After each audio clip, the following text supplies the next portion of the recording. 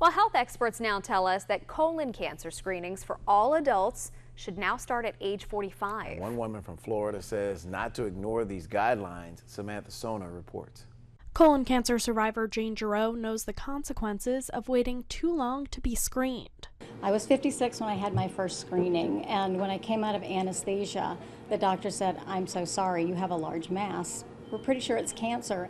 And I thought maybe I was just still asleep, because it's just such a shock to hear those words. People are now hearing those words at even younger ages. The American Cancer Society estimates close to 16,000 new colorectal cancer cases this year will be in people under 50. Essentially, we found that there's been more cases of people being diagnosed with colon cancer or rectal cancer between the 40 and 50-year time frame. Oncologist and hematologist Dr. Anjan Patel says now all men and women will be eligible for colonoscopy screenings starting at age 45. This will allow us to detect cancers earlier, but also to treat polyps and remove polyps which may become cancers in the future to reduce the risk of cancer down the road.